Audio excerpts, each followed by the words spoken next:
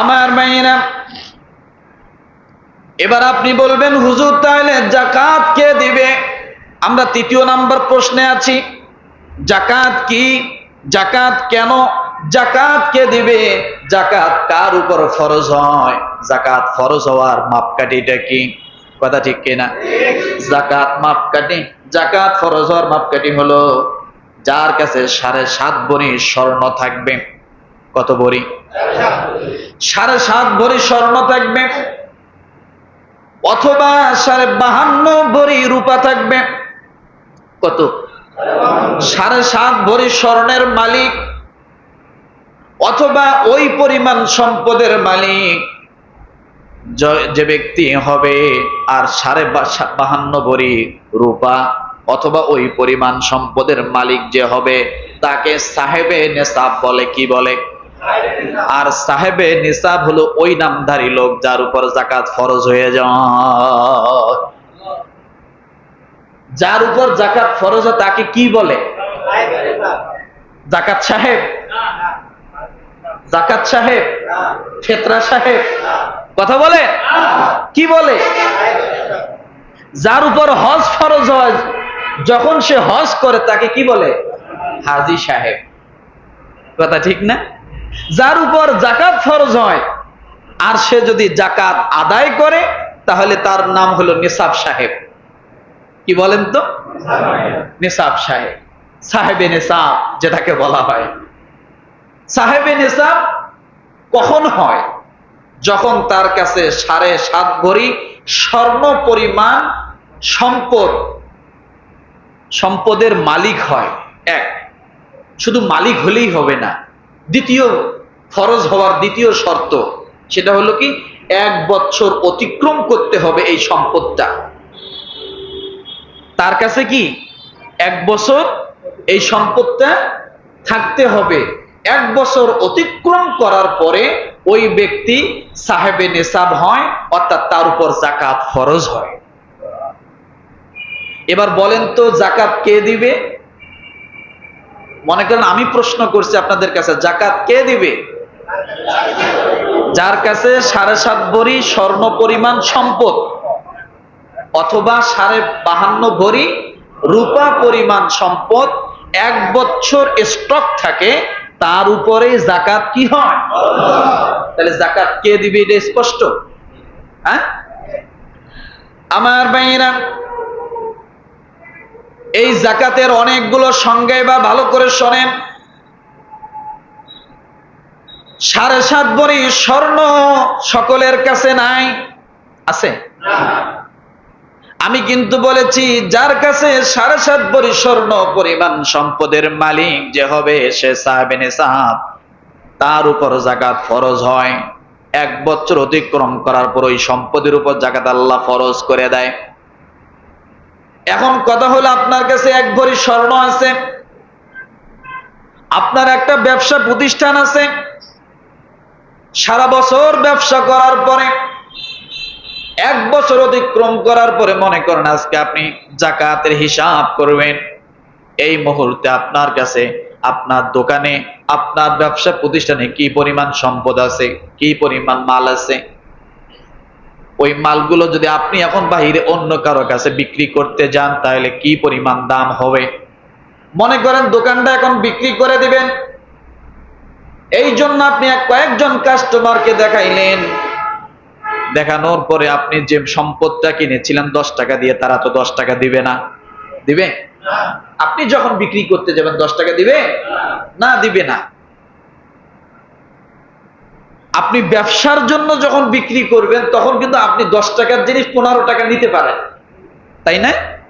কিন্তু আপনি যখন ব্যবসার উদ্দেশ্যে না, আপনি ছেড়ে দেওয়ার উদ্দেশ্যে যখন বিক্রি করবেন তখন 10 টাকার জিনিস কি কেউ 10 টাকা দিয়ে নিবে? কত বেচতে হবে? 8 টাকা 6 টাকায় বেচতে হবে। দেখেন এখানেই পার্থক্য। আপনি ছেড়ে দেওয়ার উদ্দেশ্য যখন, তখন মাইনাস করতে হচ্ছে, আপনি ব্যবসার উদ্দেশ্য যখন করবেন তখন কি যোগ প্লাস করতে হচ্ছে। সব মিলিয়ে ব্যবসা, পণ্য এবং আপনার কিছু ঘরে স্বর্ণ এবং আপনার কিছু সঞ্চিত কিছু টাকা ব্যাংকে আছে বা আপনার ঘরে আছে, সব মিলিয়ে যদি 7.5 ভরি স্বর্ণ পরিমাণ টাকা হয়, তাহলে তার উপর কি প্রায় বর্তমান বাজারে প্রায় 12 লাখ টাকার কাছাকাছি, প্রায় 11 লাখ টাকার কাছাকাছি। কত? 7.5 ভরি স্বর্ণের দাম কত? প্রায় 11 লাখ টাকার কাছাকাছি। তাহলে আপনার উপর কি হবে? যাকাত ফরজ হবে। কতদিন? 1 বছর। এখন বলবেন হুজুর 1 বছর তো আমার কাছে পুরা একটা বছর ছিল না, মাঝে ছিল আবার ছিল না, এরকম হয় না? সারা বছর কি এক সমান জমানো টাকা থাকে না? আসলে বিষয়টা ওরকম না। আপনি সাহাবে নেসাব মনে করেন বছরের শুরুতে হয়েছেন, সারা বছর ব্যবসা করতেছেন, আপনার কাছে এই বছরের মাঝখানে যায় কিছু সময় লস হয়ে গেছে, কিন্তু ওই লস থেকে কেটে উঠে আপনি এখন যখন যাকাত দেওয়ার সময় হয়েছে, তখন আপনি আলহামদুলিল্লাহ আবার লাভ হয়েছে এই পরিমাণ যে আপনি এখন পুরা যাকাত দিতে পারেন। তাহলে ওই সময় আপনি যে সময় আপনি যাকাত দিবেন, ওই সময়ের উপস্থিতিতে আপনার ব্যবসায়িক পণ্যের টাকা, আপনার সঞ্চিত টাকা, আপনার ঘরের স্বর্ণ মিলিয়ে যদি 11 লাখ টাকা থাকে, তাহলে আপনার উপর যাকাত কি হয়েছে? ফরজ হয়েছে। এটা হলো হাই কোয়ালিটি। কি কোয়ালিটি? কথা বলেন। এটা হলো হাই কোয়ালিটি। এখন তাহলে বলবেন হুজুর লো কোয়ালিটি কি? লো কোয়ালিটি হলো 52.5 তোলা রূপা। 52.5 তোলা রূপা। এই 52.5 তোলা রূপার মূল্য বা এই পরিমাণ সম্পদ যদি আপনার কাছে 1 বছর অতিক্রম হয়, তাহলে আপনার উপর যাকাত ফরজ। তাহলে কি এখন 52.5 তোলা রূপার দাম কি 11 লাখ, 10 লাখ, 5 লাখ, 2 লাখ? কত? বর্তমান বাজারে মনে হয় 1900 টাকা ভরি রূপা, হয়তো কম বেশি হয়। আবার এর ভিতরে কথা আছে, আপনি যেদিন যাকাতের হিসাব করবেন ঠিক ওই দিন স্বর্ণের দাম এবং রূপার দাম জেনে নিতে হবে। ওই দিন যা থাকবে আপনি ওই হিসাবে কি, বাড়তি থাকলে বাড়তি, কমতি থাকলে কমতি, ওই দিন আপনার ওই বাজার দরটা জেনে নিতে হবে। আজকের বাজার কত, আমি আজকে যেহেতু হিসাব করতেছি, কারণ আপনি যদি আজকের হিসাবে যদি আপনি হিসাব করতে বসে আজ থেকে আরো 1 বছর আগের যদি আপনি স্বর্ণের দাম ধরেন, তাহলে সেখানে ছিল 1,20,000, আর এখন কত? 1.5 লক্ষ, তাই না? তো এই জন্য আপনি যেদিন হিসাব করবেন ওই দিনের বাজার দর জেনে আপনি তারপরে কি করবেন? যাকাতের হিসাবটা করবেন। এখন কথা হলো যে 52.5 তোলা রূপা যদি 1900 টাকা করে হয়, হিসাব করে দেখবেন। বোঝার জন্য বলি, ধরেন মনে করেন 1 লক্ষ টাকা। এই 1 লক্ষ টাকার ভিতরে কারো কাছে 30,000 টাকা মাত্র কি আছে? সঞ্চয় আছে। আর মনে করেন আমার মায়েদের কিছু কানের দুল আছে, একটা গলার চেন আছে না? এগুলো মিল করে যদি 1 লক্ষ টাকা অর্থাৎ 52.5 তোলা রূপা পরিমাণ যদি সম্পদ হয়, তার উপরেই যাকাত ফরজ হয়। ইসলামের সৌন্দর্যটা দেখেন কত সুন্দর। যদি শুধুই স্বর্ণ আল্লাহ তাআলা এখানে বিধানটা দিতেন, তাহলে গরিব মানুষ যাকাত পাইতো? কথা বলেন তো, কথা বলছেন না যে? না তো, কথা মুখ দিয়ে বাড়াচ্ছে না। গরিব মানুষ যাকাত পাইতো? বড়লোক কয়জন হিসাব করে যাকাত দেয়? 11 লাখ টাকা বর্তমান বাজারে 7.5 ভরি স্বর্ণের আমি মালিক হইতামও না, ওই পরিমাণ সম্পদও আমার নাই, যাকাতও আমি দিতে পারতেছি না, কিন্তু যে পরিমাণ গরিব মানুষ প্রত্যেক দিন টাকা দিলে অভাব পুরে না। কথা ঠিক না? এই জন্য ইসলামের সৌন্দর্য হলো যার কাছে 52.5 তোলা রূপার সম্পদের মতো কিছুই নাই, আপনার ঘরে তো অন্তত 30,000 টাকা সঞ্চয় আছে কি নাই? আপনার একজোড়া কানের দুল, বোঝার জন্য বলছি, একজোড়া কানের দুল স্বর্ণের আছে। যে কানের দুলের, যার কাছে কানের দুল নাই, সিটি গোল পরে, সারা জীবন সিটি গোলে পরে আসতেছে, স্বর্ণ কি জিনিস কানে লাগায় দেখে নাই। আচ্ছা বলেন দামি কে? সম্পদের দিক থেকে বড় লোককে, যার কাছে এক জোড়া কানের দুল আছে, যার কাছে 30,000 টাকা সঞ্চয় আছে। এখন বলবেন হুজুর এখনো কি এরকম লোক আছে এ দুনিয়ায় যে 30,000 টাকা থাকে না? বলে ভাই আছে, খুঁজলে এখনো পাওয়া যায়। সারাদিন পরিশ্রম করে, মাটি কাটা কাজ করে, 500 টাকা পায়, বাচ্চা কোচার 4-5 জন, বউ বাচ্চা নিয়ে, ফ্যামিলি নিয়ে বাজার করে, ওই দিনের টাকা দিয়ে ওর বাজার হয় না। ও 30,000 রাখবে কেমনে? আছে কি নাই? আছে কি নাই? নাই এরকম?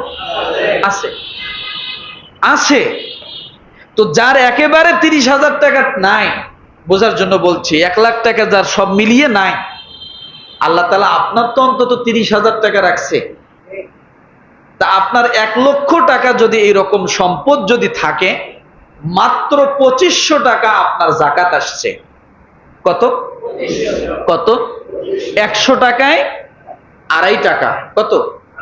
100 টাকায় 40 টাকায় 1 টাকা, 80 টাকায় 2 টাকা, 100 টাকায় 2.5 টাকা, 1000 টাকায় 25 টাকা, 1 লক্ষ টাকায় 2,500 টাকা।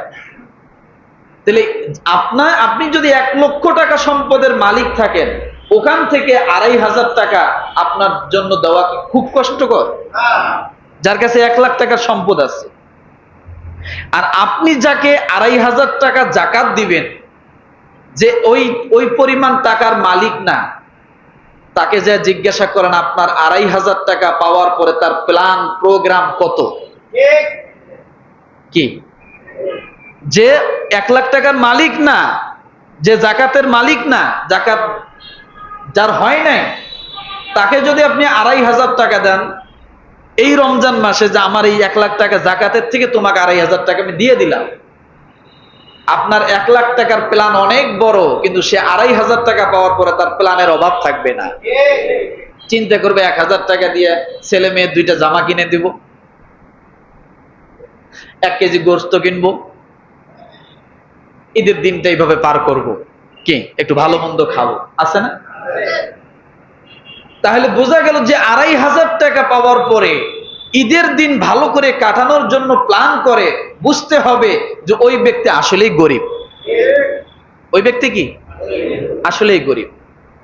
ঈদ আসছে, রোজার শুরুতেই দেখি খবরে শুনি একজন বলতেছে যে 2.5 লাখ টাকা মার্কেট করা হয়ে গেছে, 3 লাখ টাকা মার্কেট করা হয়ে গেছে, 1.5 লাখ টাকা মার্কেট করা হয়ে গেছে। শুনলাম এক মহিলা বলতেছে যে 50,000 টাকা 3 জোড়া জুতে কিনছি। কয় কি? কয় হাজার? অনেকে ঘুমাইতেছে। এখন চিমটি দেন, জামায় দিয়েন, গায়ে দিয়েন না। কিসের ঘুম? ওই যে ঘুমায়, ডানে বামে দেখেন ঘুমায়, আমি দেখতেছি তো। এখন ঘুমের টাইম না। তাহলে 3 জোড়া জুতে 50,000 টাকা দিয়ে কেনে, দুদক ওর কাছে যায় না কে? কথা বোঝেন নাই? খালি গরিব মানুষ মোবাইলে 1 মিনিট কথা কবে, তা তো ভ্যাট বসায় রাখছে। ইউনুস কি এখন বলা দরকার যারা 50,000 টাকা 3 জোড়া জুতে কিনছে ওর উপর ভ্যাট বসানো দরকার 3 ডবল? খালি গরিব মানুষের উপর ঠাডা পড়ে। রাগ করলে? 3 জোড়া জুতে 50,000 টাকা দিয়ে কিনা, তোর টেহা আছে কত? ও করেটা কি? বেতন কত পায়? কি ব্যবসা করে? চিন্তা করা যায়। আমার ভাইরা রাগ করলেন নাকি? তো এই জন্য বলি, যাক আল্লাহ তাদেরকে কেনার তৌফিক দিছে, কিনুক। আমরা এটা নিয়ে মন বেজার করবো না, আবার মিছিল করেন না। কথা ঠিক কিনা? কোনো মিছিল চলবে না। আল্লাহ তাদেরকে কেনার তৌফিক দিছে, তারা যদি 3 জোড়া যদি 50,000 টাকা দিয়ে কিনে, হয়তো কোনোদিন ছিড়বে না। কথা ঠিক না? আমরা স্যান্ডেল কিনি, পরলে ওটার মধ্যে একটা আরাম আছে। আরাম আছে না? নরম, ভালোই আরাম। 30 টাকার জুতে, 50 টাকার জুতে, কপাল ভালো এখন তো তাও নরম জুতে পাওয়া যায়। একটা সময় ছিল খরম ছিল, নরম তো পরে। কি ছিল? নরম না খরম? খরম ছিল, কাঠের জুতা। কথা ঠিক না? তাও তো আল্লাহ ওখান থেকে কিছুটা রেহাই দিয়ে এখন পায়ের নিচে অন্তত নরম জুতা তো পরা পারি। বোঝা গেল কপাল কিছুটা উন্নতি হয়েছে।